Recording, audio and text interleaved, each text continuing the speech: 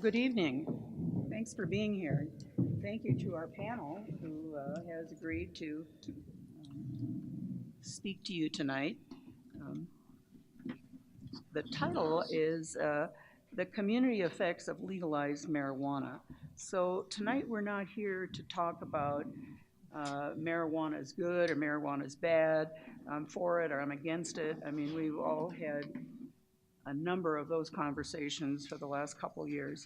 This is really to look at the economic and social impacts of marijuana. And to speak to us tonight, we have Rick Kreminski, who's from CSU Pueblo. Rick? And they're doing some very interesting research in Pueblo. We have Tatiana Bailey, who is with UCCS, and I'm not, what's the name of your? UCCS Economic Forum. Okay.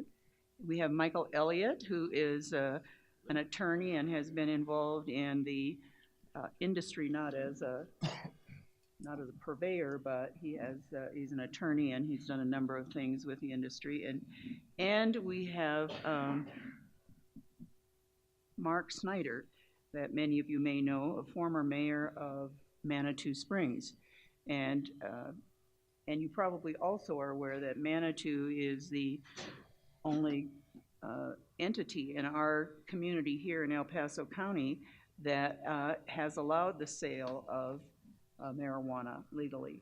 So I've had more than one person say to me that the people in Manitou are very happy that Colorado Springs hasn't legalized marijuana because they're scooping in cash and Colorado Springs is not. So it's supposed to be funny. Pikes Peak intends that this program would inform our communities about the actual state of affairs surrounding legalized, both medical marijuana or black market, and the research that's being done to ensure that the latest information is available to everyone, so informed discussions and decisions might be made. The Pikes Peak women will not take a position on any possible ballot initiatives regarding marijuana, but there's so much misinformation and comments based on scare tactics that circulate that we did not feel that the community, the public, is being well served with reliable fact-based data. And this is what we would like you as panelists to present to our community. We also know that this is a huge discussion and that we are not likely to answer everyone's questions in the couple of hours that we have assigned here tonight. But we'll make a start here, and we have to start someplace. We also know that Pikes Peak Women over the last couple of years has hosted a number of events on controversial subjects, and we are sort of the Kickstarter, and once we have some folks looking at it, there are other entities in the community who want to take it further and deeper. We had a panel discussion on dark money a few months ago, and we know now that there are a couple of organizations that want to present another slice of that conversation on dark money here in Colorado Springs. So we've got some questions here that we've brainstormed, and we're going to ask each of you to have a comment. But first, before we get to that, I would like to just go down the row and ask that if you take maybe 3 minutes to talk about your expertise around the subject. So Tatiana, would you start first? Yes, I'm Tatiana Bailey. I am actually an economist by trade, training, and also a public health specialist. So I guess technically I'm a health economist, depending on what day of the week it is. But I will tell you that it's mostly in my job as an economist that I was going out into the community and doing presentations. And at the end of the presentations, there's always Q&A. And almost always I was getting questions about, well, what about the tax revenue in the state of Colorado? You know, aren't we becoming really rich? Aren't we, helping out the schools? And I could tell that, some people were for it or against it, but certainly the tax revenue was talked about a lot. And I know both from my health background, but also as an economist, that you usually have costs associated with things as well. And I honestly gave my answer that I know about as much as the average person in terms of, what I read in the newspaper, but know enough about statistics that it kind of depended what source you were reading. So some places were saying, wow, there's just been no impact on teenagers. And, use has stayed exactly the same. And then I'd pick up another source and it would say something completely different. And I'm a geek, so that really bothered me. I like to know what the facts are. So I sort of stepped back. I write monthly articles for the Business Journal and occasional articles for the Gazette as well. And I did a literature search. And I went everywhere from journals in Australia and contacted the Colorado Office of Criminal Justice, I think it's called, to get their data, interviewed the El Paso County Sheriff's Office, just a whole bunch of different sources.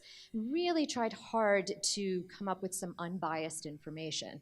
Ended up writing a 5-part article. It's going to be like 2 or 3 parts. Ended up being 5 parts. On the health, economic, and safety impacts, and certainly learned a lot. That's the only reason that I'm up here now, and there is still a lot to learn. I was talking with one of my fellow panelists earlier. There is still a lot of misinformation, and there's also a great lag in the timeliness of the data that we get. And then remember, most importantly, it used to be illegal. So how do you measure change when we weren't really, sort of allowed to measure a lot of things before? So there are a lot of data restrictions and limitations, but we are starting to get some really good information. And if nothing else, the state of Colorado, I think, can kind of step forward and say, here are some of the things we've learned, warts and all. And that's what I hope to elucidate when I talk today. Thank you. Rick, you want to go next, Mark? Oh, sure, I'd be glad to. And first, I just want to make apologies for my wife, Kelly. She's a member of this august group. She was going to be here tonight, but she's been working 12-hour days with the Emerald Tower situation and is currently packing up the contents of the last tenant over there, helping them all get relocated. So I told her I would say that. Well, we thank her. Yes, I really admire that. I'll see the other side of that when she finally collapses in exhaustion. But well, tell us, you were mayor of Manitou and you shepherded this. Yeah, well, I can even go back beyond that. To quote my favorite band, what a long, strange trip it's been to get to this point. I actually go all the way back to around 1900. You may not know this little anecdote, but Denver was the first or second in the country, certainly the first in Colorado, to criminalize marijuana. There was a boom town west of Queen of the Plains, had a lot of laborers coming up from the south, and they brought with them this plant that they brought up from Mexico, and it wasn't the civic leaders, it wasn't on a moral case, it was the bars, saloons, and brothel owners who realized that this new labor force wasn't patronizing their businesses and were preferring to bring their local weed with them. And so they actually made marijuana illegal and criminalized it around the turn of the century in 1900. So the first modern attempt at legalization was 94, and that failed pretty solidly in Colorado, as it should. But right after that, in 2000, came Amendment 20 with the medical marijuana. And even if you talk to the proponents then, they would tell you, look, we just want to get a foot in the legal door. Once we have a legal status, we think we're on our way to our ultimate goal, full legalization. So lest you think this kind of came out of the blue in 2012 with Amendment 64, it's got quite a long history. So in 2000, they passed medical marijuana, but it was a very vague amendment. It left the control to local jurisdictions like it often does. And Manitou Springs, like many other jurisdictions, pretty much kept its head down and hoped it just wouldn't come our way and become an issue. And that's the way it pretty much stayed. Back around 2008 was the first time the U.S. Justice Department said that they would not be prosecuting people who were in the medical dispensary business if they were complying with their state laws. And so up until then, we had about 5,000 people in the medical registry. It ballooned 10 times that many.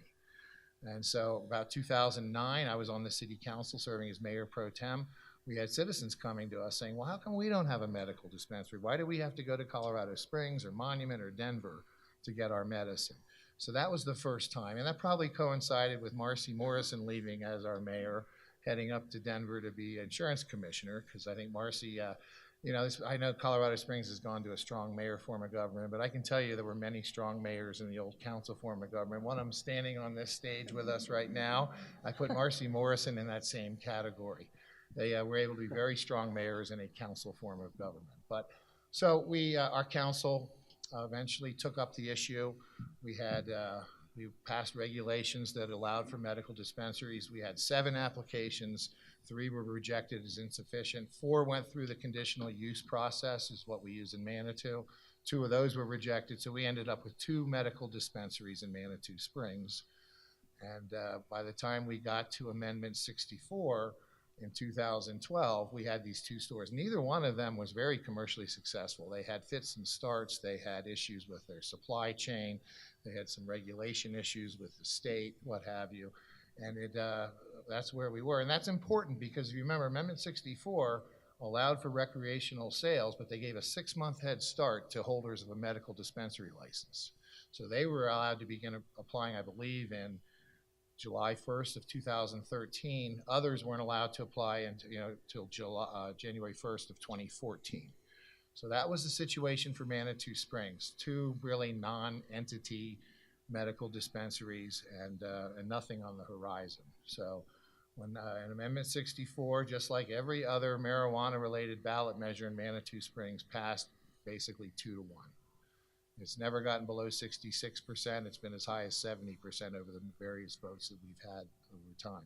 So I just wanted to set that stage because I think it's really hard to discuss the Manitou experience and what we've experienced through this process without having a little background on where the status of things were at that time. So I did talk today with our Manitou Police Chief, our Finance Director, and our Director of Partners for Healthy Choices, which for School District 14 in Manitou, she's the one who really works with kids and trying to keep them on a good, healthy path.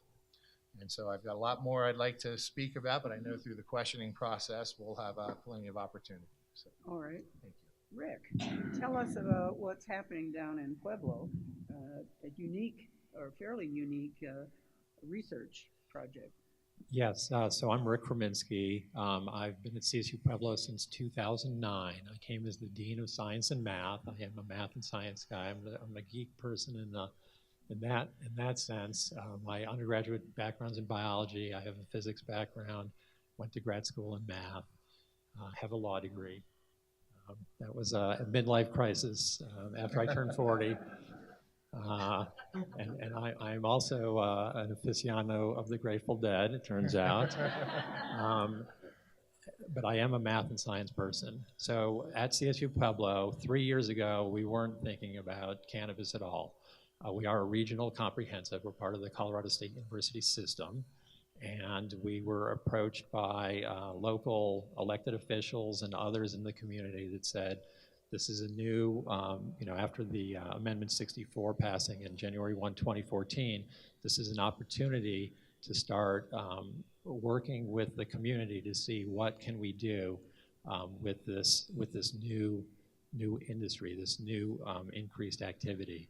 So we received some county funding, and one of those artifacts I can discuss to some extent with you. So the county requested that we conduct an impact study to look at several components, the socio and economic impacts of the legalization of recreational cannabis, the effects in Pueblo County. So we had social work faculty involved, sociology faculty involved, economics faculty involved, nursing faculty, business, marketing faculty involved. We had over 24 faculty and 7 or 8 student workers that are named in the report. We're finalizing that report with the county commissioners, so we don't have that yet available on our website, but it's a 200-page document. We looked at a lot of components. Much of what we'll discuss in there says that there are not good high-quality data available. So it was already alluded to that how do you get some good pre-post data? So our nursing faculty looked at electronic health records, say for natal care in several health facilities, women that delivered before January 1, 2014, and women that delivered after. How many were testing positive for cannabis? We looked at social work data. Social work data, they do not track the particular substance, whether it's marijuana or not. So there's a lot of lack of high quality data, but we did focus groups, and for economic data, we used various economic multipliers so you could see what was the net economic impact in Pueblo County in terms of revenue coming in, and then what were the costs coming out. Pueblo has a homelessness issue. How do you quantify that? And I can allude to that if one of the questions comes up appropriately. That's just one project that we're undertaking at CSU Pueblo. So we have state funding as well. We have county funding and state funding. We are doing full genomic sequencing of 2 varieties of hemp and 1 variety of high THC cannabis. Hasn't been done before. There's been partial genomic sequencing, no full complete genomic sequencing. We're working with the University of Colorado Boulder, University of Arizona to complete that work. We don't do any clinical work on humans, but we do observational work. We have a faculty member in psychology who's observing individuals that have seizures, adults that have seizures, that have elected to medicate with cannabis, and we're looking at how effective that is in reducing their seizures, observational study. We're doing just a wide variety of different kinds of research projects. I can go into those later. We also told the state that we would host an annual conference last year. I'm just curious, did anyone hear about our conference last year? There were several people. So we hopefully you were able to attend last year. For us, it was amazing. It was the largest academic conference that we have had on our campus. We had almost 600 attend. Hopefully that was some of you. We had people from 19 states and 9 countries. We had people from Australia. We had people from Israel. We had about 70 different participants in terms of giving talks that were refereed talks. We had a plenary speaker. We had Dr. Carl Hart from Columbia University. He's chair of psychology there. He's an addiction specialist. He spoke the first night. Last night we had Alex Macrianis speak. He's a person who does synthetic cannabinoid work at the Northeastern University in Boston. And then on the middle event, Saturday, we had Dr. Raphael Meshulam come. If you have studied cannabis, you probably have heard that name. You probably have come across that name. Came all the way from Israel to be our plenary speaker Well, on Rick, Saturday. is anybody else in the United States doing this, or anywhere else in the world doing what you guys are doing? There are, so our institute, so the primary component is research, and there are other research entities out there. So University of California, San Diego has a medicinal cannabis research. Our institute is novel in that it's all things cannabis. So we study hemp. So I've had conversations with hemp farmers on making decorticators so that they can process hemp for hempcretes and for structural materials. We were doing 3D printing. Can we use the cellulose from hemp for 3D printers? Can we use hemp to phytoremediate to pull up heavy metals? So we don't just do medical. We do everything, all things cannabis. Hey, good evening. How's my voice? Can you hear me in the back? All right. Thanks for having me. This is it's exciting. About me, I am the principal at MRE Legal Consulting. It's my own cannabis consulting company. I'm an attorney, and I'm the chief strategist with Citizens for Safer Neighborhoods, which is a campaign here in Colorado Springs to allow retail marijuana establishments. I grew up here in the city. I went to Foothills Elementary School, Eagle View Middle School, Air Academy High School, and then in the 2000s, I worked on a series of political campaigns, including I did a District 11 school bond issue back in 2005. And then I went to law school. 2010 is when I graduated, and I was back here in Colorado Springs studying for the bar exam. And that is when the El Paso County Commissioners voted to put something on the ballot for the November 2010 election, and that was to ban medical marijuana businesses in El Paso County. I was studying for the bar exam when that happened, and I remember going to the very first meeting of about a room about this size, about this many people, all cannabis, medical marijuana business owners sitting around, looking at each other, being like, "How in the world is it that that the people of El Paso County are going to vote on shutting down my business? That is completely unfair." That's the way it was. The state legislature had passed a law that required the medical cannabis businesses to get a license and to comply with regulations, but that also gave all the localities in Colorado the option to ban those businesses. And so El Paso County said, we don't want to make the decision ourselves, so we'll refer it to the ballot for November 2010. And I ended up convincing those medical marijuana business owners to hire me to run that campaign because I had the political experience. And to make this kind of long story short, on election night, November 2010, we had another gathering about this side down at the Thirsty Parrot. We're watching the poll results come in. And there was this feeling in the room that even though it's Colorado Springs and El Paso County, and we have the reputation for being very religious in the military and anti-marijuana, there was this feeling that we were going to win. But when the first election results came in a little bit after 7 o'clock, it hurt. I don't remember the exact numbers, but I think we started off, we were down like 43, 44 to like, whatever, 57 or something. And it was bad. And the party was over. People started leaving. And I'm like, this might, maybe don't quite come to a conclusion yet. And as the election night results kept coming in, our numbers started creeping up, like 44, 45, 46, 47. And would you believe it, at like 2 o'clock in the morning when I finally went to bed, it was basically 50-50, but we were losing still by like 200 votes. It was like 90,000 to 89,800. And I went to bed and I was like, can't believe this. After all this work, we're going to lose. When I woke up in the morning, I'm not sure what happened overnight, but we were winning by 200 votes all of a sudden. It was great, but it was so close that victory was not declared yet. We had to count up the provisional ballots. Now, you all might know provisional ballots. They tend to be when someone shows up to the wrong polling location and votes, they're given a provisional ballot. Now, how do you think those provisional ballots went? Those are our voters. Those are our voters. We needed those voters because they took us way up and we ended up winning by like 800 votes. And that's why we've got medical marijuana businesses in El Paso County. And I think that largely killed off the effort in Colorado Springs to ban the businesses, which, there was talk at the time that was going to happen the next spring. So right after that, I got hired by the Marijuana Industry Group, which is a trade association of licensed marijuana businesses. And in that role, we lobbied at the state capitol to help really develop the licensing and regulatory model.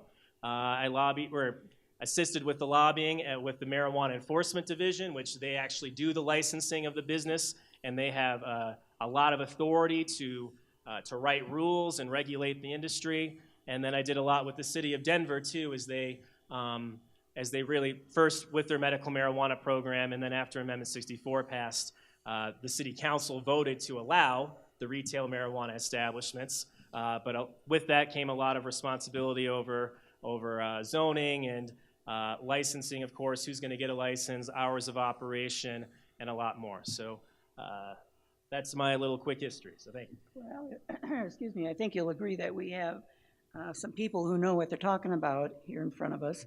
I'm going to step aside now because the original MC decided to go out to El Pomar and collect a check for Trails and Open Space from the Indie Give campaign. And so she's here now, Susan Davies. I'm sure many of you know her, and she's going to throw out the questions to you. And I also want, if you want a card, just raise your hand. And thank you, Mary Lou. Appreciate the help. You can't get a better pinch hitter than Mary Lou, and I do apologize for being late. And thank you so much for our wonderful panelists here tonight. So I'm going to ask you to keep your answers just as short as you can so we can get through a lot of material. And I would like to start by talking about how communities that have legalized recreational marijuana, how much money has that actually added to budget, and what is that money being used for? Who would like to answer that one? Go ahead. Glad to give it a stab. Thank you. Here. Appreciate that, Mark. With the caveat, in Manitou Springs, we have 2 recreational stores, and according to the Department of Revenue, you have to have 3 stores to create a category, and it's only categories where you can publish. So we're not even allowed to publish the exact numbers that the stores are providing to Manitou Springs. But I did talk with our finance director today, and I do keep a finger on the budget. I served as Manitou's mayor from 2010 to 2016. So.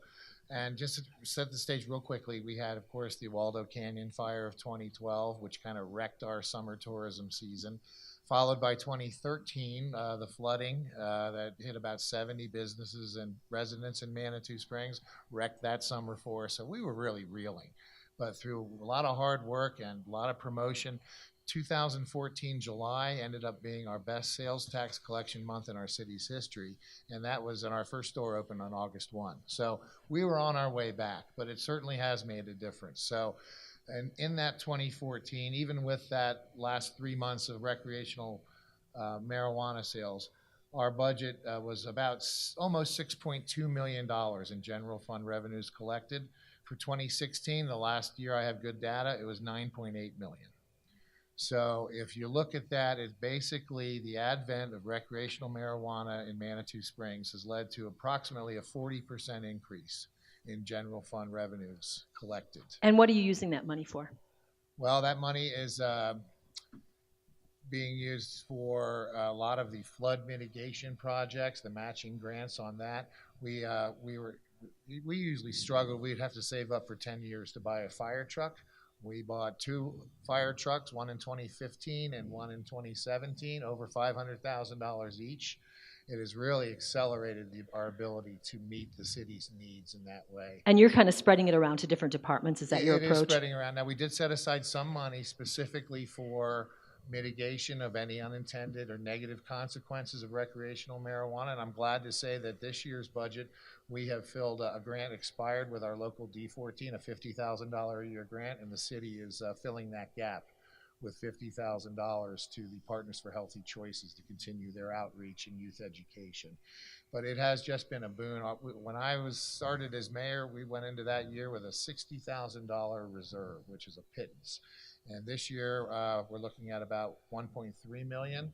We're sitting right at what Gatsby asked for as far as the amount that you should keep in reserve, approximately 17%. That fluctuates a little bit. So we went from really struggling and having to shed things like our library to this wonderful library district, our dispatch out to county. We were, brought us down from 70 to 57 FTEs. And now we're back up robust. We're funding all kinds of projects, and we have a healthy reserve. So it has been a real boon to our economy. Thank you. Very quickly, Mike, can you give us a range of sort of programs that are being paid for by the marijuana industry? Yeah, sure. And let me talk on the state level, too. So we just hit a milestone, too, in Colorado that licensed retail marijuana establishments have generated $500 million in tax revenue for the state since they started in January 1st, 2014.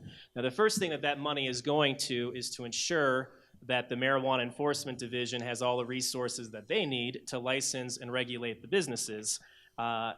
Next, local law enforcement has been getting grants to go after black market activity.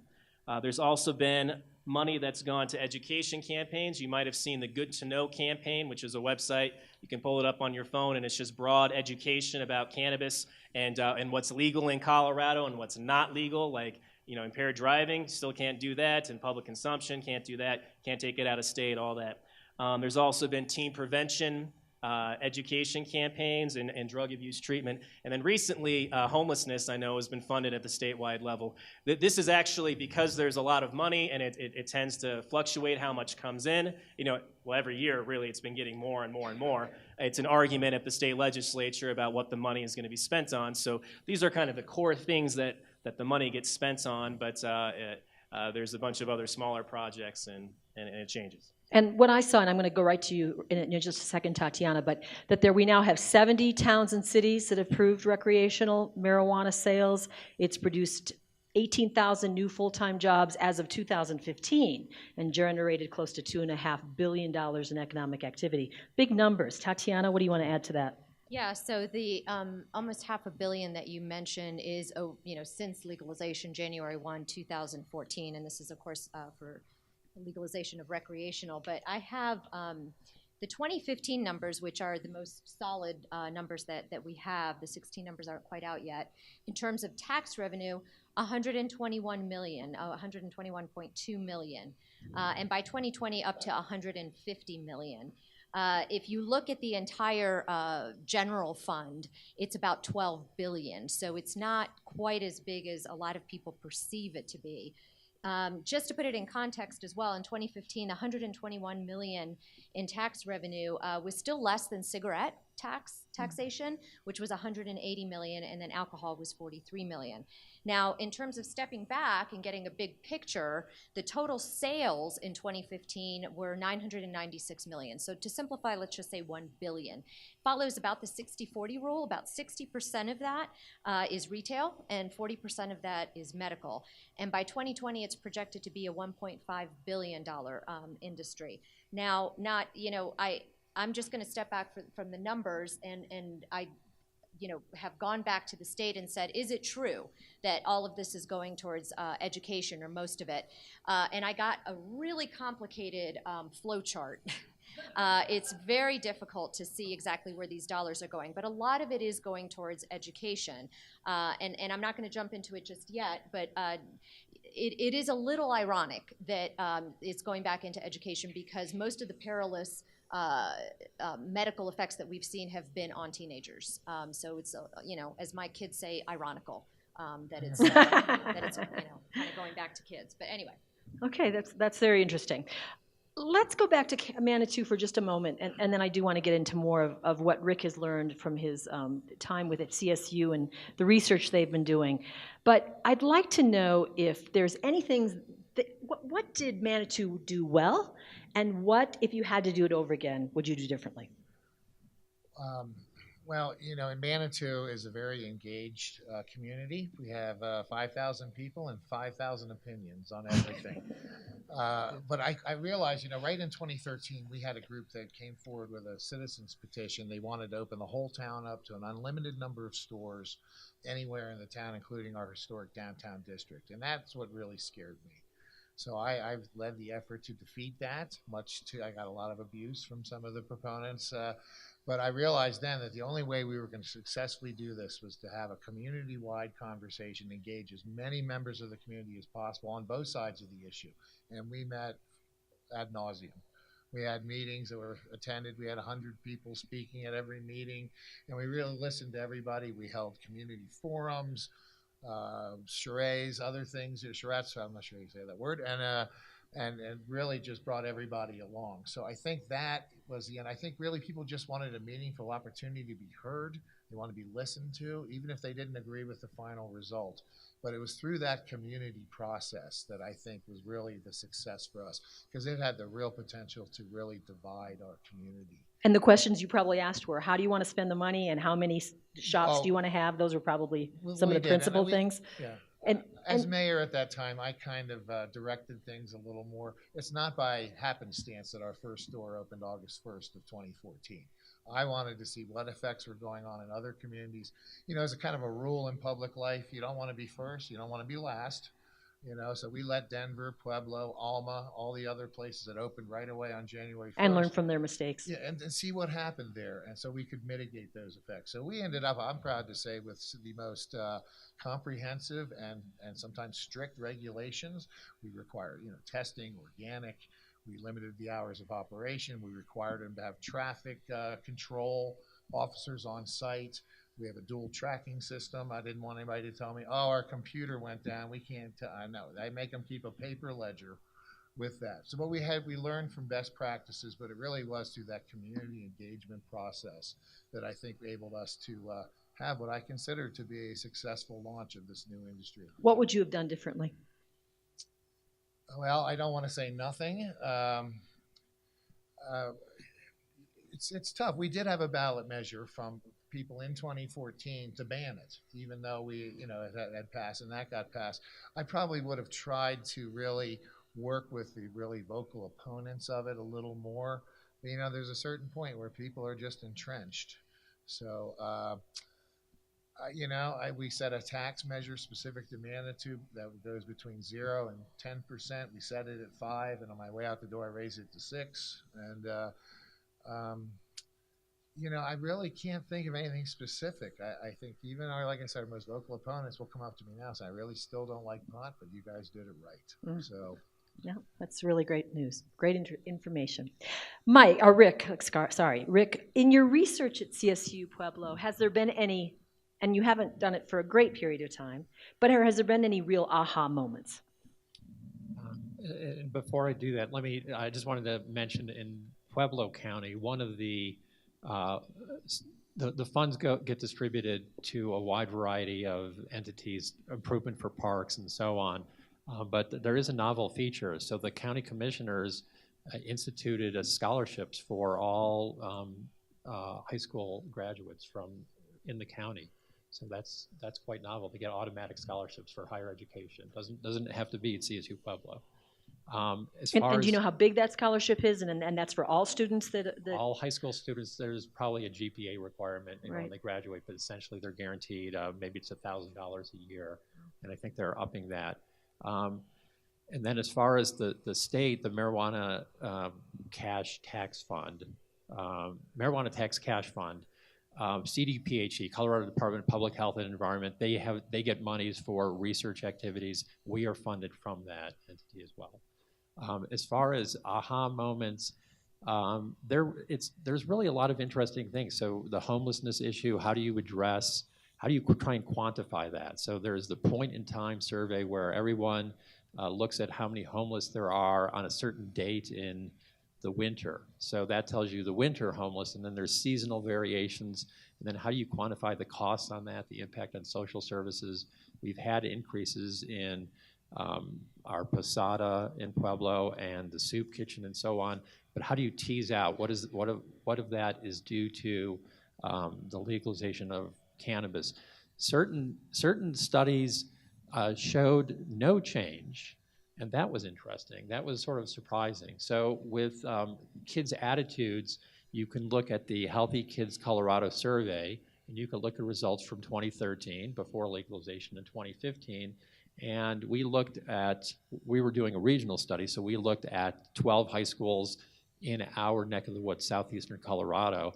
And there really weren't changes pre and post legalization, no statistically significant changes. There was something in communities that had not legalized recreational cannabis. The students' perception of cannabis being bad increased statistically in that group, but otherwise there was really very little change. The kids in schools that were in areas that had not legalized cannabis said it was easier to get cannabis than the kids in areas where recreational cannabis was legal. Boy, is that ironic. That's ironical. That's very ironic. Yeah, ironical. Yeah, it's ironical. By the way, that Healthy Kids survey was missing a lot of data, and I can share that with you because I saw the same thing, and I was like, oh, well, this is pretty good. It's a good sample size, but the large sample size doesn't. You have to go to the fine print to figure out that some major areas that are large areas, not just rural out in the middle of nowhere. That data was never collected. Right. So what we did in our study, so we submitted the IRB so we could get the data analyzed from, or get the data from, I think it's the University of Colorado at Denver. So we did select districts. We weren't looking statewide. We were looking at particular high schools. So you can request access to certain data. Okay. Can we take a few of these questions and then we'll continue on this? So thank you, and thank you for those of you that have offered some questions. So one of the questions we have is, how does the funding go to communities to help homelessness? So that probably is I'm not sure, a Mike question, that, how are some of the communities that are using their money to help the homeless? So local communities that allow retail marijuana establishments have a lot of control over how that money is going to get spent. So some communities have prioritized, funding to help with homelessness, and some have not. I know Aurora, though, for one example, they opened up, I think they call it a homelessness shelter, and center, a homelessness center. And it's sort of a resource for folks who are homeless. I guess it's not open at all times of the year. It is during the cold weather months, but it's mostly a resource to connect people in need with services that are being provided. So I think the short answer, though, is it depends on the local community and whether they're prioritizing marijuana tax dollars towards homelessness or not. And I suppose that's, that voters and people in the community can make their feelings known as communities decide whether or not to go with retail, recreational, direct marijuana as it's considered. So that's something that people can have some kind of impact on? Sure. Well, for instance, in Aurora, the city council decided to allow retail marijuana establishments. Let me just jump back here and give a few options here. If a community wants to allow retail marijuana establishments, there's a few ways that they can do it. They can straight up just pass a law to allow retail marijuana establishments, and generally, the city council would have to pass it, and then, a mayor would have to sign it. And then, counties have their similar way as well. Or city councils, for instance, they can refer it onto a ballot and let the people vote on it to approve it. And then the other way, the third option, is to have citizens actually petition to put it on the ballot and force a vote if they feel like the city is not acting in the best interests of the citizens. And backing up here a little bit too, with Amendment 64, which allowed marijuana legalization in Colorado back in 2012, let me just throw this out there. There's 100 state legislators in our state, 100.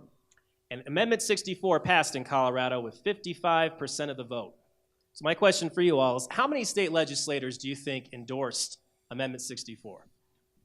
0. That's really close. It was two. Jonathan Singer, a Democrat, and Sean Mitchell, a Republican. 2 out of 100.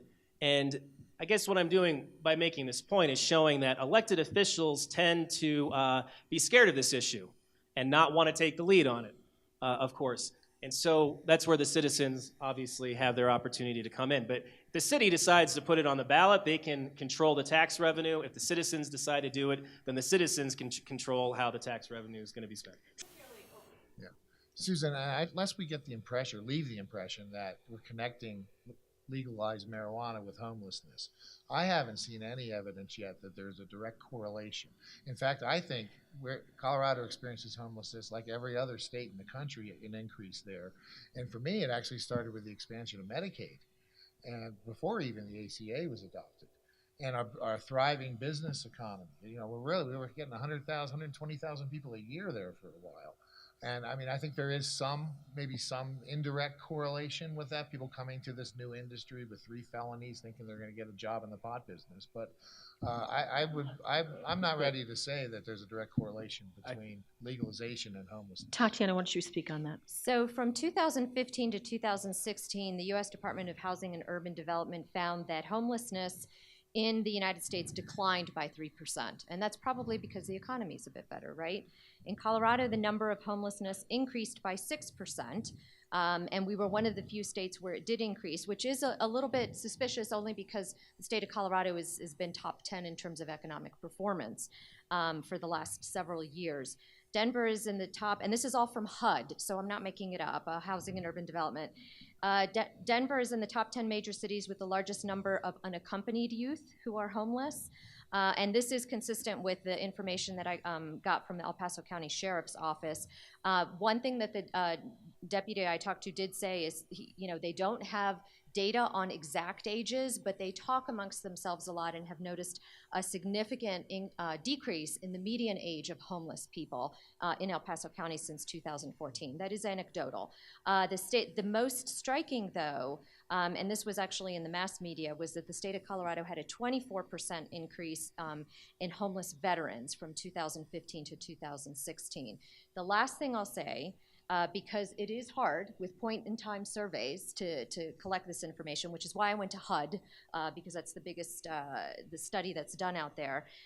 It is, I think, also important to ask homeless shelters, what do they see? Again, it's anecdotal, but there were a couple that have surveyed the workers there and also have periodically surveyed homeless people, asked homeless people. So Denver St. Francis Center and Denver Salvation Army state that approximately 30% of the homeless who are coming from other states, say that they are here to either consume marijuana without fear of prosecution or they're looking for work related to the marijuana industry. So that's just to give it a bigger picture.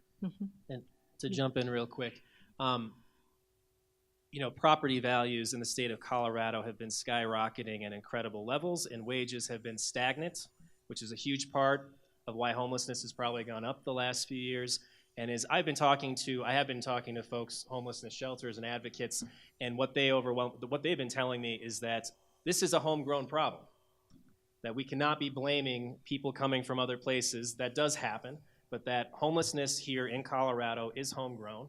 And a lot of it, I do think, comes down to property values. And well, and I don't think the two are mutually exclusive. So one of the studies that I looked at, I think, made a really good point. A worker needs to make about $19 an hour to live in some type of housing in Denver, a minimum of $19 an hour.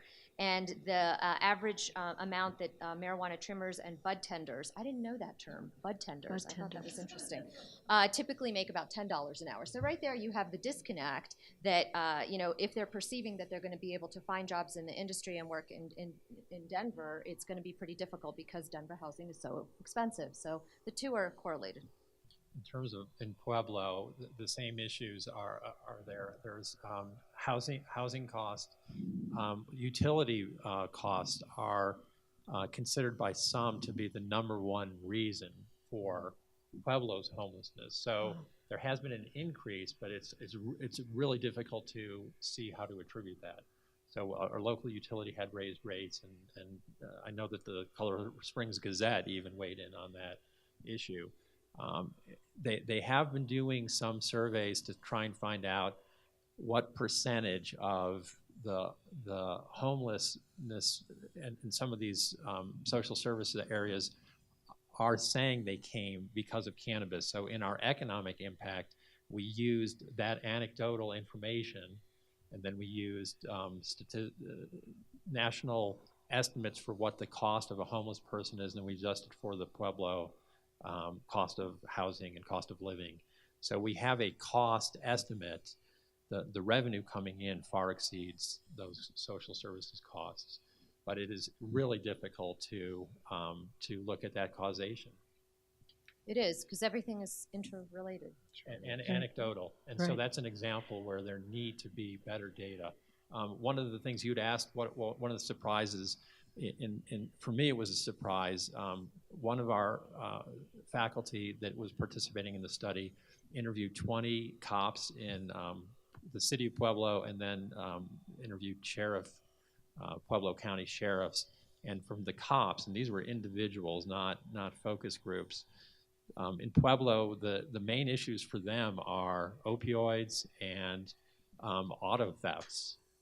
And they just feel that cannabis is a nuisance, dealing with cannabis, that it's a distraction to have to deal with that. They're confusing laws, and they feel that the public is confused, and they would rather focus their attention on those two needs. And Pueblo's had some budget cuts in the number of police, so the certain crime statistics have not gone up in Pueblo, but opioids are their primary concern. #1. Well, that's a good segue to one of the questions that you offered. Is there any data related to how much is spent by the state to incarcerate people convicted of recreational marijuana before legalization? So in other words, have we seen a decrease then in people being jailed and related to marijuana? I mean, it would seem to be common sense that there used to be more than there are now, or is that not the case? Mike, do you have an answer for that? I don't have a precise answer for that. I can say on a national level that, on an annual basis, it is nearly 1 million people get arrested every single year for marijuana possession or other crimes related to that. That is a ridiculous amount of a drain on law enforcement to prioritize this. And I think one of my themes that I'd like to share with you all is simply that so many of the problems that we attribute to marijuana is not actually marijuana, it's prohibition, the way we treat it. Do we really need to arrest people for consuming marijuana? Does that make sense? We did that for alcohol 100 years ago, and I think as we look at that, you all know Al Capone. Was that a good idea? Are we glad that Al Capone, think about it for a minute, he ended up becoming one of the wealthiest people up to that point in history in the world. He controlled an entire city. He controlled actually probably more than an entire city. And you see that actually playing out right now in many parts of the world with the way that drug trafficking is being run, that these end up becoming billion-dollar drug cartels because civilized society has said, no, we're going to have it be illegal. So the criminals say, hey, we'd love to do it instead of the legal people, so the criminals decide to do it. And so anyway, let me try to get back to an answer to this question, though, of we still have people getting in trouble for marijuana here in Colorado. There is impaired driving, which, part of the state tax revenue is going to prevention efforts. And then open and public consumption, that's still against the law. And then, of course, there's still illegal sales going on by black market folks.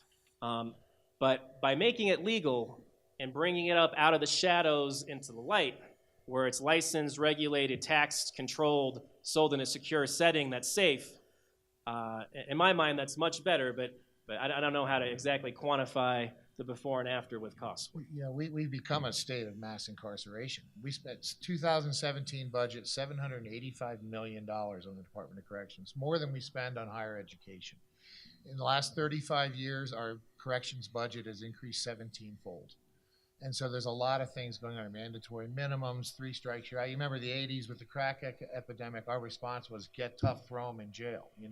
I think it's rather telling that now we have another opioid crisis and we're talking about compassionate outreach and helping these people, not criminalizing them. I'll leave it to others to decide what the difference between those two incidents were, but I don't have any numbers on the marijuana related. I can tell you in Manitou Springs, it's gone down for us. Okay, I'm going to ask an opioid related question, and then I want to get into the health effects of marijuana, because we've been painting this picture of, that it's helping budgets and it's providing jobs and it may not be linked to homelessness, but I mean, we need to really look at this very objectively and well-rounded, and I'd like to get into some of that.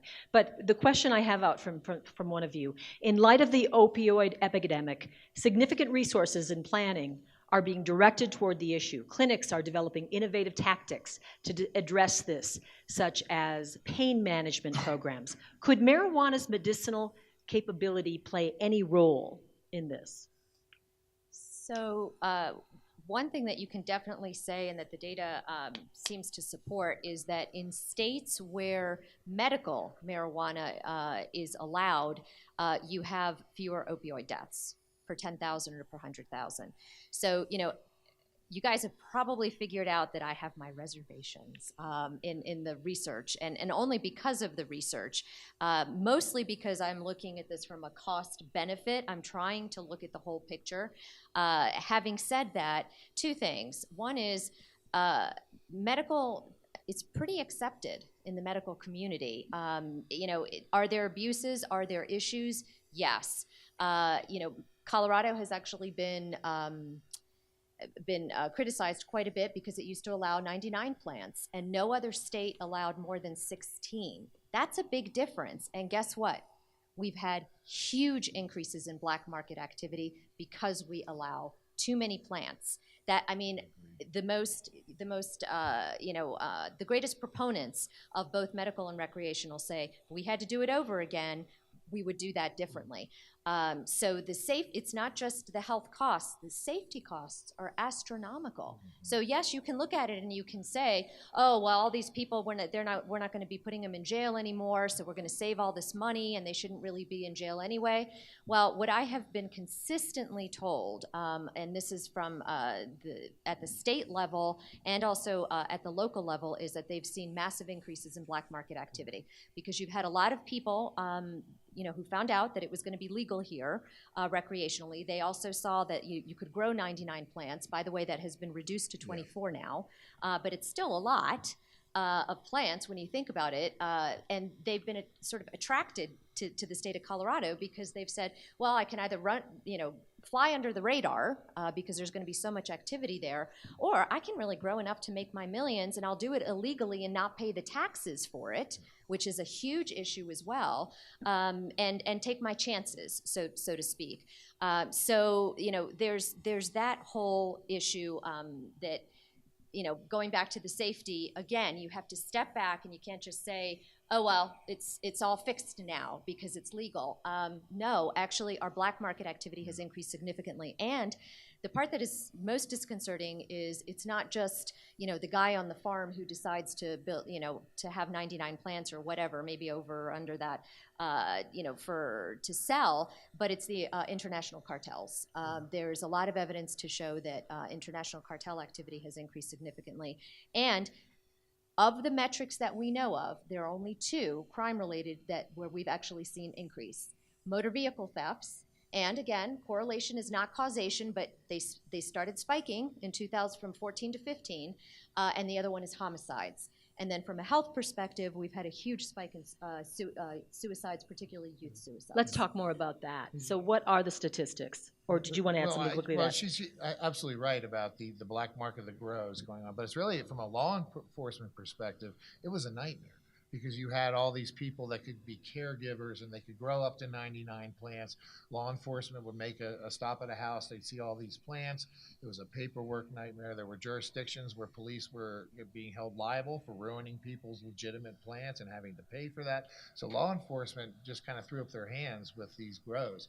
Now with the new limits and then renewed vigor into getting into this, I think we're seeing a lot more enforcement, a lot more of these illegal grows being captured.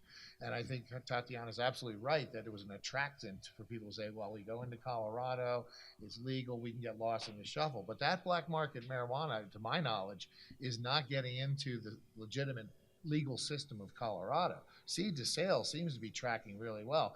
They're growing here to sell in other places, which I have an economics degree, but I'm not an economist at her level, but it only makes sense, doesn't it? I mean, if you have people are willing to pay large amounts of money to have legal, inspected, organic, safer product.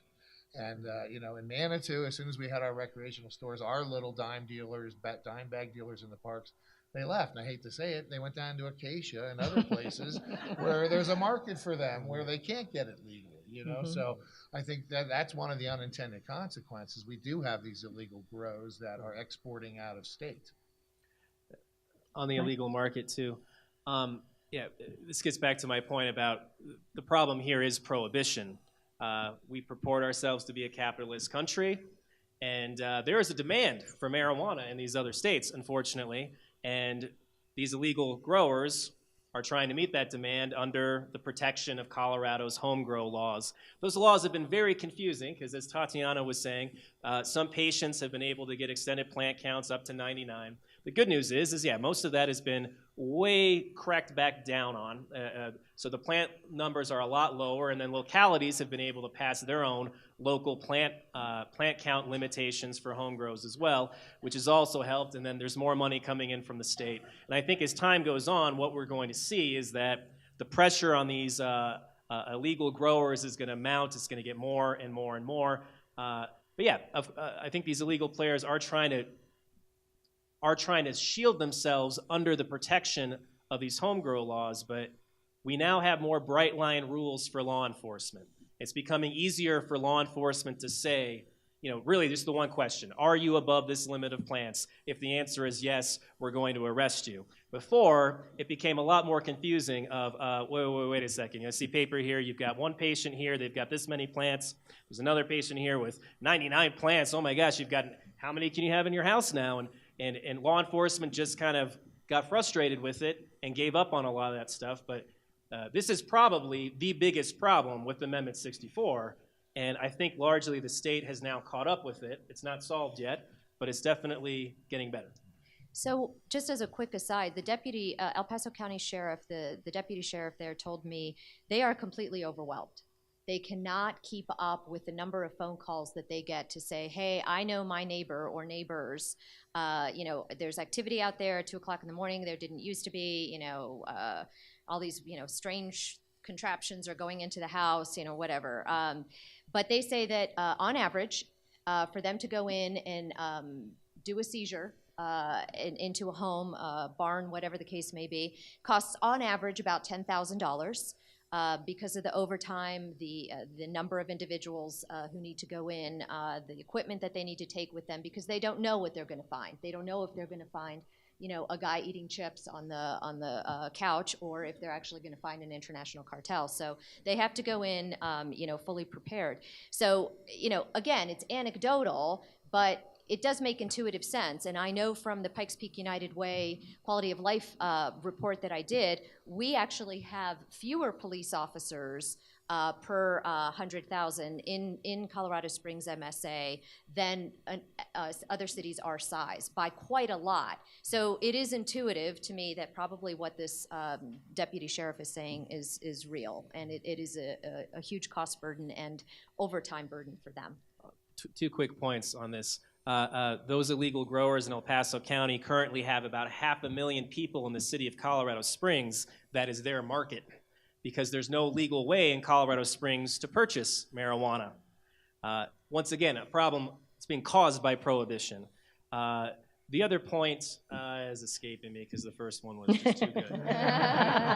Okay, let's move on to the health effects. You talked before about teenage suicide and teenage usage. What can you tell us about that?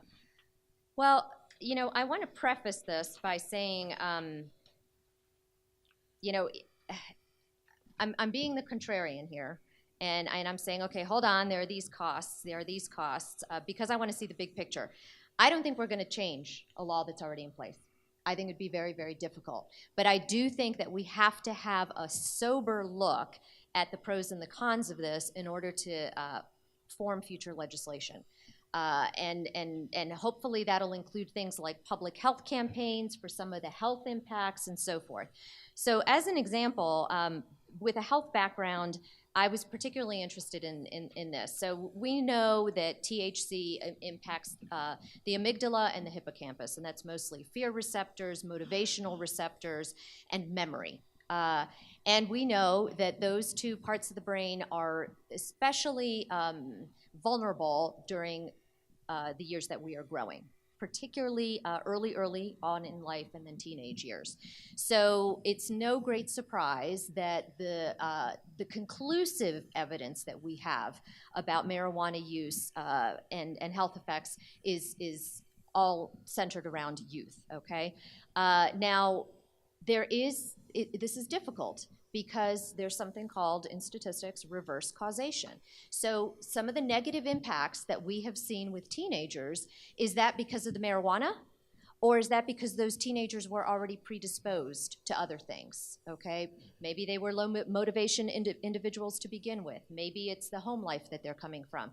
And I'm the first to say, having done tons of studies with at-risk communities, those are difficult things to tease out. But we now do have some good data, like with MRI imaging and so forth, and we know that those two parts of the brain are significantly impacted. Now, a kid who uses marijuana once a month, once every few months, probably doesn't have a huge impact. So, am I a proponent of that? No, but let's look at it realistically. What we are seeing is that people with moderate to heavy use, so more regular users of marijuana, do indeed have negative health effects.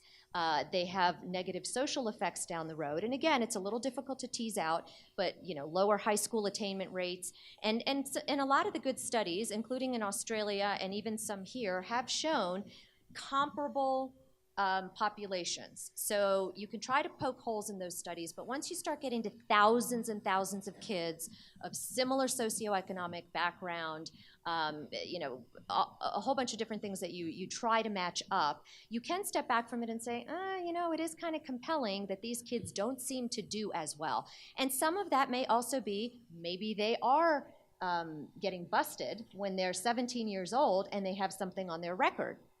right? And then that makes it harder for them to find a job or get into college or whatever the case may be. So again, very difficult to tease out the impacts.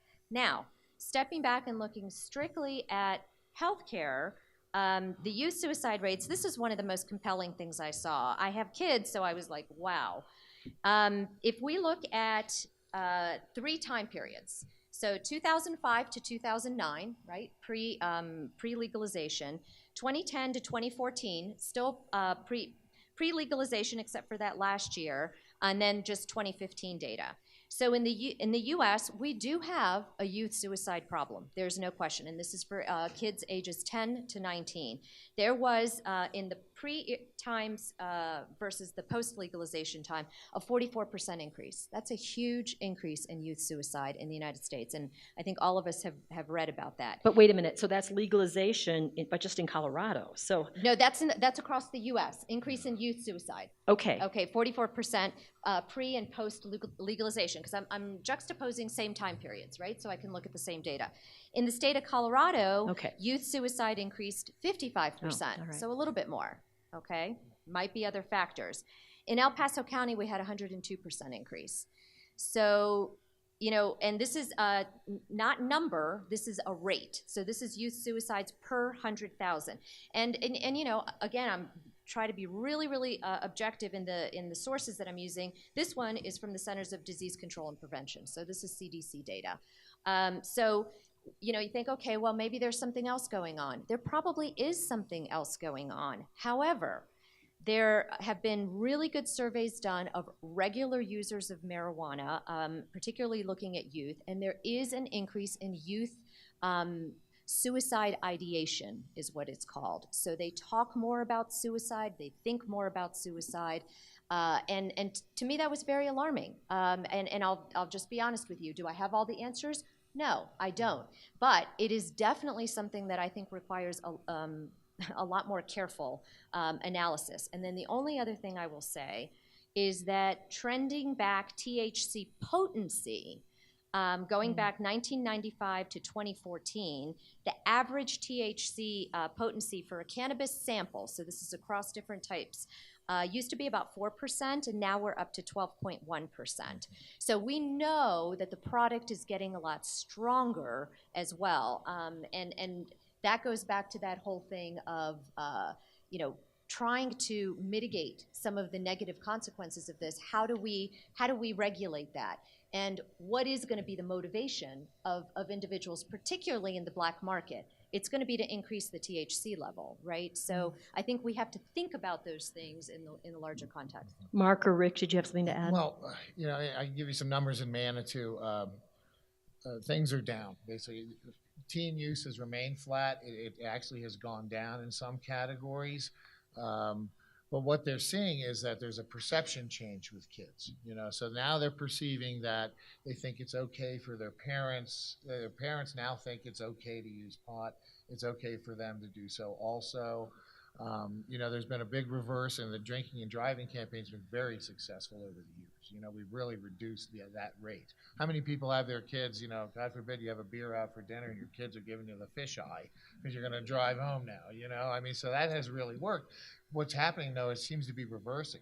Kids seem to be more open to getting in a car with somebody that has smoked marijuana than they are. I mean, nowadays, kids, if you're drinking, forget about it. They think it's the dumbest thing in the world to get behind the wheel after you've been drinking. But that's not true with marijuana. They have a different perception of that. You're absolutely right with the anxiety and the suicide rates and the overall mental decline of our kids. I think there's tracks better with the increase in social media and the way these kids are now living insular lives, just sitting there with their texts, and they're not engaging with people in the real world. And that's what the school people are telling me, that is really becoming their number one threat with that. You know, I'm on the Restorative Justice Board in Manitou Springs. We started that about 10 years ago. We're hardly getting any cases now at all. Things have really cleaned up. The number of kids who are found using or high on campus has gone to the single digits. Now, is that because they're taking edibles instead of smoking it, which is much harder to detect? You know, there's a lot of factors, I think, going on with that. But you know, basically, it's that perception. And this is my biggest problem with Amendment 64. You ask kids who didn't use marijuana, why not? The number one reason overwhelmingly was because it's illegal. And all through the process, I asked, how are we going to address that? And I never got an answer from anybody, which is why I was initially not a supporter of Amendment 64. It is still illegal for kids, though. Illegal. You have to be that 21. perception. You have to be 21 and older. I think that it's important to know, too, that teen use was higher in the 1970s than it is now. And we do have this sort of perception that suddenly marijuana is in our schools because of marijuana legalization, when, of course, that isn't the case. I went to Eagleview Middle School. That's the first time I saw marijuana, was at Eagleview Middle School back in early 90s. And I'm sure for most of you, when you think about it, of course that's true. It's tough here that we want to blame or give credit for just about everything in society, you know, around marijuana and come up with something. And I think it's appropriate that we all look into teen suicide, of course, and look to see if there is something there. But, you know, ignoring social media and not talking about that and the way it isolates people and how your reputation can be destroyed across an entire school, just like that, there are big factors that come up. So we can't just isolate marijuana and make these grand statements about it being good or bad like that. No, I don't disagree. In fact, that's what I was saying. Is that all that's going on there? Probably not. I think there are certainly going to be other factors that are involved. But like what you're saying, you can't say it's great and you can't say it's terrible. You have to look at the fact that it's here, but we also have to look at the fact that it's not just about dollars. It's also about the health impacts. It's also about how much it's costing us from a health perspective. We already have a shortage of mental health professionals in the country, and if we're going to legalize, if we know that there may be some mental health issues for kids in particular, then how do we address that? I think, though, whether it's legal or not legal, marijuana is in our schools. It's going to be in our schools. Kids have been buying marijuana from the 8th grade on. You ask any kid, and they could get it in a half an hour, and that's been going on my whole lifetime. And I hate to tell everybody, but we all think about this opioid and heroin, and that's some distant thing. You ask a junior or senior now, and they'll tell you, oh yeah, you go over to the Heights, you go over to the Hill, that's where you get your heroin and stuff. So I mean, that culture is still going on right now. What our police have told us is that they do one big change for them when they have contact with somebody, whether it's a street person or a pulled over driver. They're seeing a lot more people in the throes of a psychosis. And they're attributing some of that to people using, and you mentioned the strength of marijuana. I look at some of this vaping of shatter and dab and wax and some of these super concentrates. I mean, I've observed addicts my whole life. There's not much difference between an 18-year-old sitting there hitting that vape pipe and the crackheads of 20 years ago and the heroin users of today. They're just living for that next high, and they've lost that touch with reality. They don't understand that they haven't taken a shower in 2 weeks, or that they're living in complete filth and squalor. And that most of our police contacts now, when they meet people, they're right on the edge of mental illness. They're having a lot more mental illness interventions with people as opposed to more traditional policing.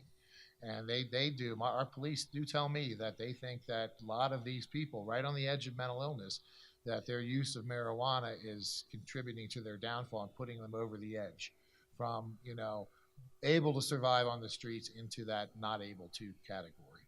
So one thing that has been proven again with MRI, and other CT scans and so forth, is that there's a type of schizophrenia that we know for sure THC makes it a lot worse. Now, schizophrenia is a little less than 1% of the population, and even fewer have this specific gene that is particularly impacted by THC. But one thing we do know is that repeated episodes of psychosis, even on a healthy brain, can actually put a person more or less permanently into psychosis.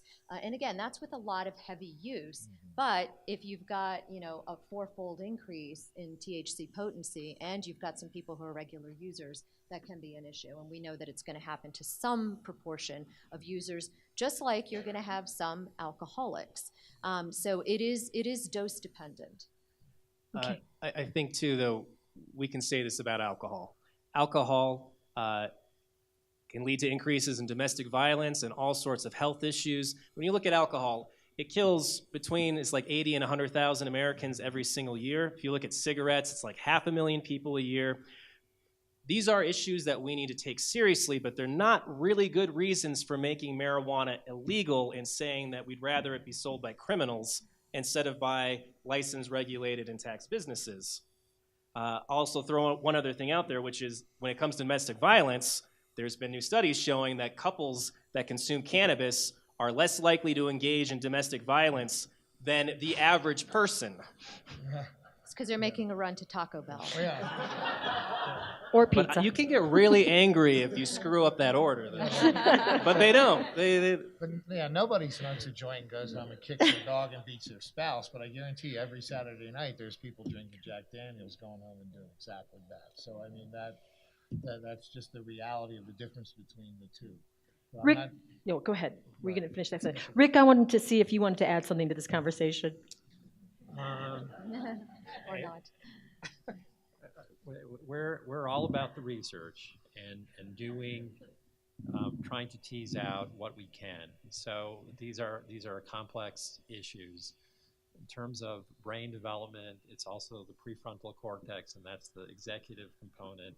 PTSD, the studies that we're doing mouse models of fear conditioning. You certainly study certain parts of the brain. Memory eradication is something that is something with treating PTSD in people that have been subject to traumatic events. Mitigating those memories is exactly what you want to do. So there are lots of different components to these discussions, and it's difficult to know exactly how to weigh in at some point. So it's I don't know what else I can add. We'll invite you back in a few years, and you'll have more, right? Is that pretty much? Well, so I mean, we're doing studies on mice. We're looking at fear-conditioned mice. We can have a whole discussion on what's exactly happening in brains at different ages and what happens in that development. There's wonderful science that we could be discussing About mice. even now. No, but mice are Right. not a trivial model for humans. You can do controlled studies with mice, and there's the genome. 98% of the genome is the same, and you learn a lot about learning and memory from studying mice that you can't do directly in studying humans. Do we have any data that indicates that when marijuana is legalized, that as a retail marijuana, that then we see a higher incidence of it's sort of an entry drug, and that those people that are using are going on to other drugs? I would argue the opposite, frankly. If you have to go to the black market to get your pot, so you go to the dealer and you say, "Hey, kid, I might have, have you ever tried this?" And have some other things there. Now you've got people going, just getting their marijuana from a legally inspected type of place. I think it's broken that chain of it being an entry-level drug in that regard. Well, you're assuming, though, that they're getting it legally. So, I don't really like to hear this, but like my two high schoolers tell me, they're high schoolers. So the people they know at their school are getting it illegally because they're underage. So I don't know that that's going to always be the case, that it's regulated. Maybe we can fast forward 5 or 10 years and we'll know how to regulate it really well. Part of the issue is we only have 9 states and the District of Columbia that allow recreational marijuana, 29 that allow 29 states that allow medical, but the recreational, 9 is not that much. So part of the issue is that a lot of the sort of negative aspects of legalization have been concentrated in those 9 states because you've had influx from other states of people, growing either legally or illegally, mostly, talking about the illegal. So, there's that whole issue. To your point earlier as well, there's the perception issue. And this is something that, has actually, I've heard it from kids in high schools, but it's also been proven in surveys, and that is that kids really do perceive it to be no big deal. And my kids have also said the same thing in terms of, you don't drive drunk. You never do that. everyone I know at school, mom, who smokes pot, smokes high, or drives high.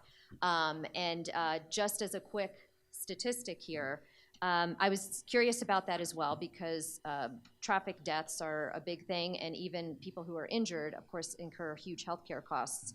So from 2006 to 2016 in the state of Colorado, we had a 279% increase in vehicular fatalities that are related to marijuana.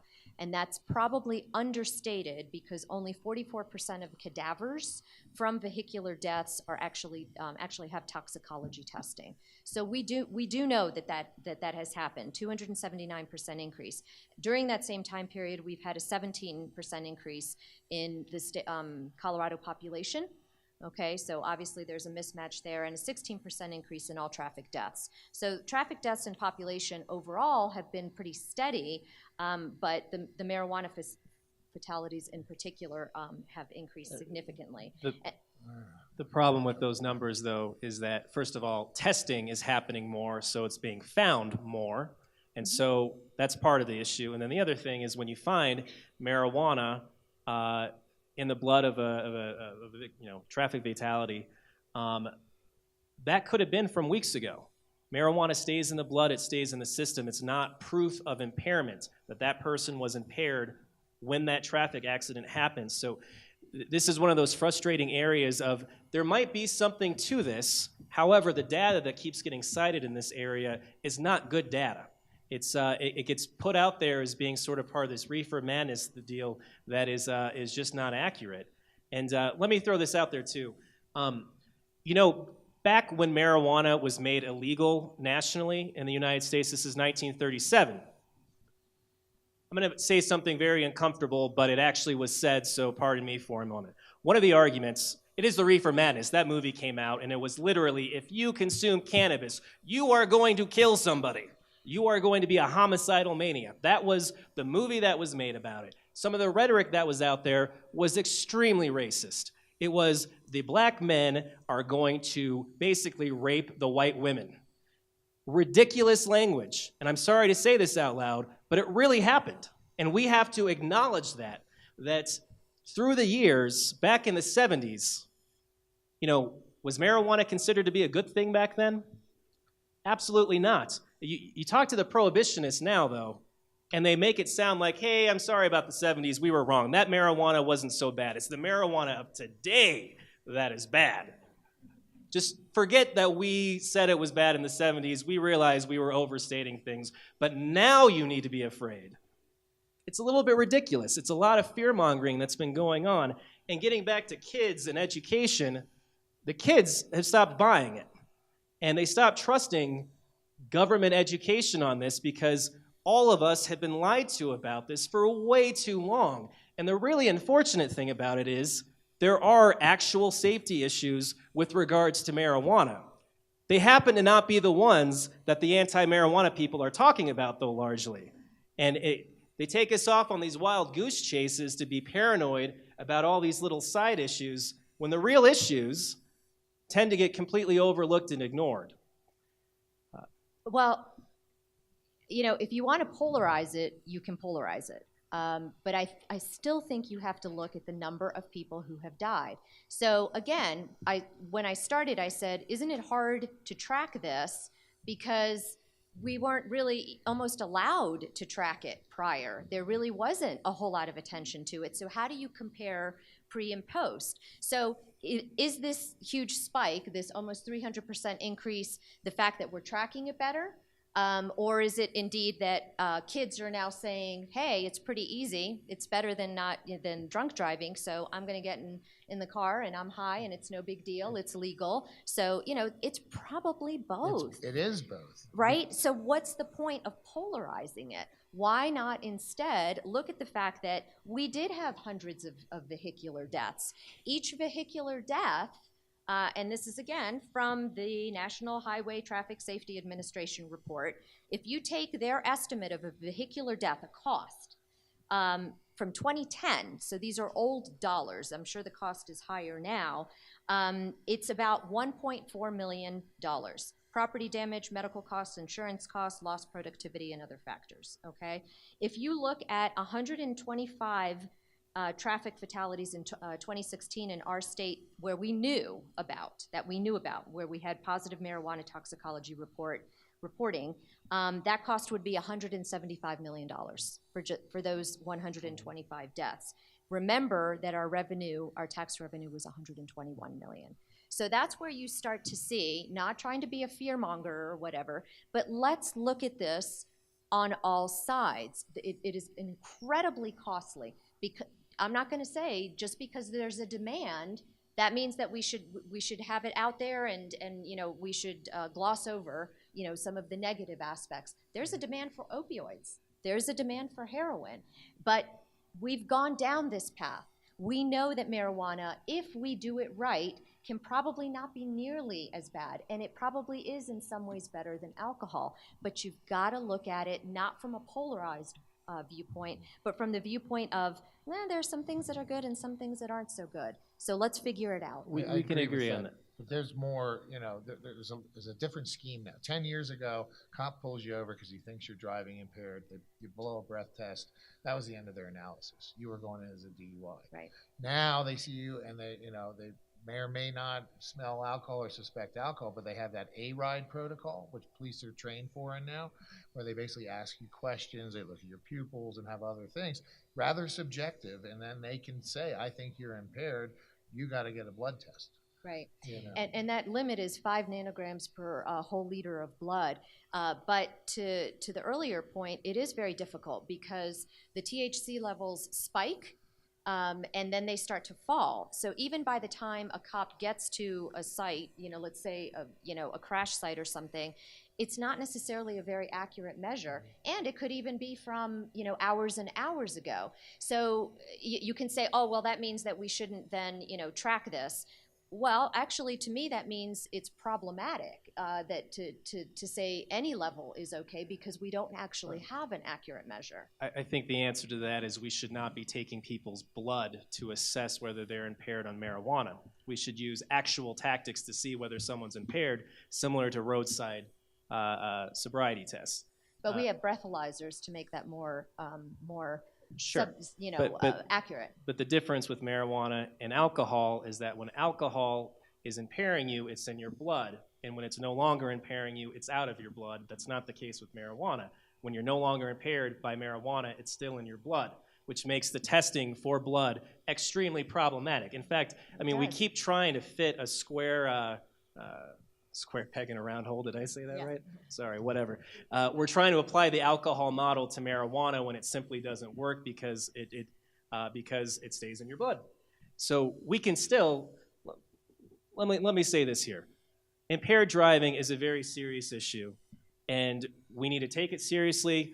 We're devoting state marijuana tax money to the education campaigns and prevention efforts. All of this is very important to do. And we should keep doing it. I don't think it's a very good reason, though, to not go forward with marijuana legalization because, as it turns out, marijuana impaired driving is also not a new issue. It's been here in our state for decades, along with marijuana use the way it's been in our schools and all that. We just have to find ways of realistically looking at it and coming up with solutions. Let me get to this question, and it adds to the complexity of this issue. What about the children who have used marijuana to improve their quality of life? I've said too much. They deserve more protections. Right now, they and their parents can be arrested by federal law enforcement. Who knows with Jeff Sessions right now and the new Trump administration exactly what's going to happen with that. The federal government hasn't been doing that. But so that's one big problem. Another big problem is there's problems at the state level for these folks too. If you've got a kid with intractable epilepsy and they're using medical marijuana, some cops have been going after the parents and doing drug endangered children. And there have been cases of kids being taken away from their parents when their parents literally are doing it because it's the only thing that works and it's the only thing keeping their kids alive. That is a bit ridiculous. I don't think anyone in this room I shouldn't speak for anyone, but I think most people are willing to say that that's a separate issue, that most people are very supportive of it if it helps someone from a medical perspective. What about the cannabinoids? Because there's that scale, right? The ones that kids are taking for epilepsy has no psychoactive cannabidiol largely, but it depends. THC also has medical benefits that some kids are getting relief from. Cannabidiol, which is different than THC, these are both cannabinoids, little education for you.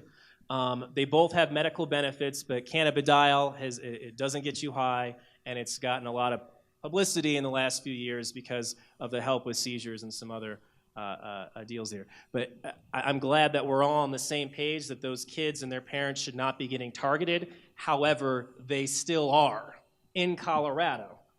And it puts parents that are already in an awful situation. You know, they're referred to oftentimes as medical marijuana refugees because they're coming from across the country to Colorado. A lot of them have come to Colorado Springs too, looking to get the right strains for their kids because nothing else has worked, and literally because their kids are dying, and they're looking for some help. And a lot of times they're able to find the help and they're able to get the support, and sometimes law enforcement or the child welfare service folks just add to the stress of their lives by now turning them into criminals for trying to keep their kids alive. Okay, I'm going to ask this last question here. This question is, I've been told that if I have a medical card, no one in my home can have a concealed carry permit. Is that accurate? Does someone have an answer to that? I think that's a slight overstatement, but it's pretty close. I think the way that the law, the federal law has been written is that well, okay, there's increased penalties if you've got illegal drugs and you've got firearms. Then I believe it's mandatory minimum sentencing. I am an attorney, but I feel like I'm not positive about all my language here. I'm going to be a little what I think it is. So there's increased penalties there, and then I know that there was a memo that was sent out by, I think it was the Alcohol, Tobacco, Firearms, that group, saying that arms dealers could not sell guns to medical marijuana patients, and that there would be a penalty for that sort of thing. I don't hear a lot about it. I don't know if anyone in Colorado has gotten in trouble for this. I've never heard it break in the news. I've never heard of an arrest. There's a lot of fear around it because it looks like with the way the laws are written that people might be able to get in trouble for it, but at the moment it doesn't really seem like an issue. Okay, I'm going to ask one more person has a question. It seems that most of the state tax revenue is flowing back into marijuana-related expenses. Other than Manitou, are there specific examples that we're seeing of other revenue benefits? What are they? I mean, and that maybe go back to something we talked about earlier, that towns have the opportunity to use this money in all kinds of ways. Manitou's made the choices they have. I'm not sure exactly. You mentioned Pueblo's college program, their scholarship program. Are there other innovative things that are happening around the state, how people are using marijuana revenue? Sure. Edgewater built a new city hall. I mentioned Aurora and building the homelessness center. You know, on at the state level, we didn't talk about this, but there's an excise tax on marijuana. This is from the cultivators of marijuana paying excise tax, and that money has been going to, it's the best program for school construction, which largely is funding school construction in more rural areas. It's not really helping out much here in Colorado Springs. But that's the first $40 million goes towards that. And then it's been coming in as high as $100 million, and the legislature has a discretion. So I think they've added it, some years they've added it up to, 50, 60 million they've added to it. Some years it's at baseline 40 that's constitutionally required. But, we look at our school systems, though. I mean, half the school districts in Colorado have had to go to 4-day school weeks because they can't afford to stay open 5 days a week. And so it's a Band-Aid on a huge problem. So in 1982, the state of Colorado spent $232 more than the national average per pupil, per pupil expenses. So we were doing okay back in 1982. Fast forward to 2014, and we spend $2,032 less than the national average. It's again, ironical because the state of Colorado is the second most educated state behind Massachusetts, all those Harvard snooty people. But you think, okay, well, how can that be if we're spending less? It's from in-migration. Most of our population growth, going back to the 1970s, has been from people moving here, and that has only accelerated in the last decade or so. So there's a lot of concern and talk in the education arena across the nation and certainly in Colorado about this shortfall. So the average teacher wage, this is one way it manifests. How many of you have read about the teacher shortage in the state of Colorado? I mean, it's pretty acute. The average wage for a teacher in the U.S. is $36,000. Last year was $36,000, so it's fairly low salary. In Colorado, it's $32,000. So, there's this, it's called the Colorado paradox, but I couldn't agree with you more. I mean, no one is going to argue. It's a great thing if schools can get more money to build schools for salaries, whatever the case may be, but it's not really that much money. It is a very small Band-Aid on a very large wound. And until we address what the governor calls the fiscal thicket, which is the ratchet down effects of Tabor, the effects of Gallagher, and the 45% cap on residential, property taxes. Right. And it has to be solved because you're right. By every measure, just about, we have the strongest growing economy in the country, and we're falling further and further behind in education, transportation. Right. So that's, I think, the real solution to a way forward for us. And certainly one of the takeaways then is marijuana is not the magic bullet by any stretch. I think that's one thing we can all agree on. I think we can all agree on that. Well, I want to thank our panelists. We're going to close now so that you have some time one-on-one to speak to them and ask any other questions you might have. I'd like to add that Pikes Peak Women is so happy to be presenting these kinds of forums, and there certainly is more fodder for future conversations, no doubt. We are having our Wine, Women, and Chocolate celebration at the end. I'm mentioning it at the end of this. We're going to have that on March 7th. It's going to take place from 5:30 to 7:30. Very inexpensive way to celebrate with other women. I don't know if men are allowed. I can't remember. Maybe one or two. But there's going to be information on our website, or you can check out pikespeakwomen.org. Our Facebook book page also has that information. We're so grateful that you took the time to spend with us tonight. Hopefully you learned some things. Hopefully you can learn some more as you speak to our panelists. Let's give them a round of applause.